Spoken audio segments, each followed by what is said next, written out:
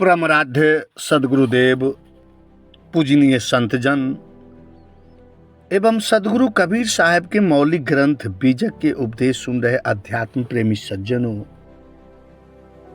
माता एवं बहनों, सदगुरु कबीर साहब के बीजक ग्रंथ 11 प्रकरणों में विभक्त है और उसका तीसरा प्रकरण ज्ञान चौतीसा है। आज मैं आप लोगों के समक्ष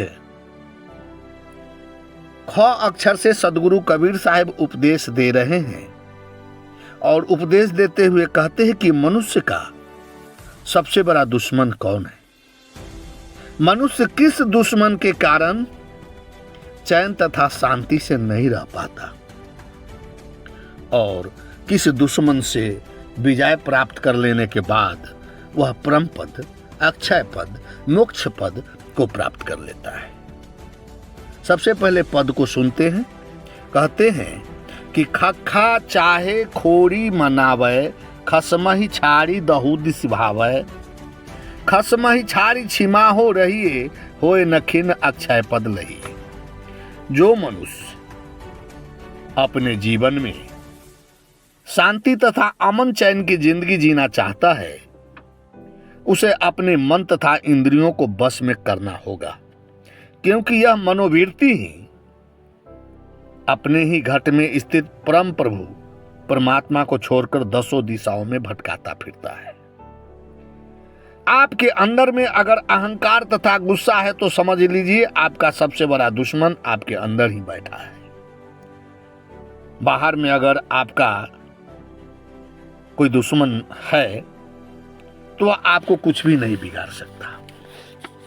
सदगुरु कबीर साहब यहाँ आध्यात्मिक उपदेश दे रहे हैं, आध्यात्मिकता के दुश्मन के बारे में उपदेशित कर रहे हैं, भौतिक दुश्मन की बात नहीं बता रहे हैं।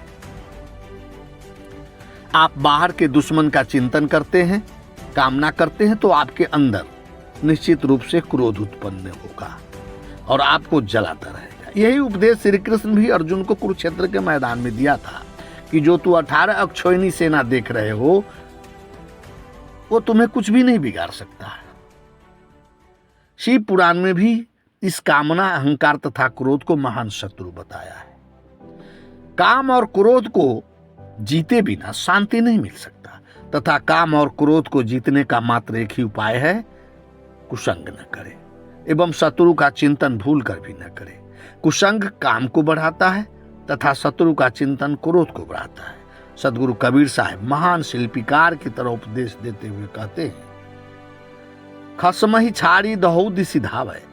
खसम का अर्थ स्वामी होता है और शत्रु भी होता है। आपके अंदर वह खसम विराजित चेतन जीव ही है, वही सारे ज्ञान विज्ञान का मालिक है, लेकिन हमारा मन विषयों में जकड़ गया है, जिसके कारण स्वरूप चेतन का स्मरण छोड़कर दसों दिशाओं में अर्थात सभी ओर भटकता है। इसलिए अपने अंदर की बुराइयों, दोष दुर्गुणों को त्याग कर अक्षय पद, अविनाशी पद को ग्रहण कर लीजिए। खसमहि छाड़ी छिमाहो रहिए, होए न खिन्न अक्षय पद लहिए। लोगों के जीवन में नाना प्रकार के विघ्न बाधाएं हैं, उसका मूल कारण ईर्षा, अहंकार, क्रोध ही है। यहाँ सदगुरुदेव आध्यात्मिक हानि तथा लाभ का उपदेश दे रहे हैं।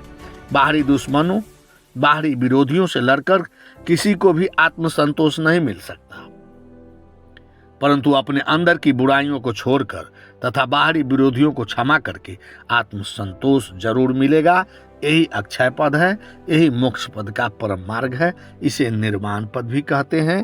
साफ बंदगी, साफ बंदगी, साफ बंदगी।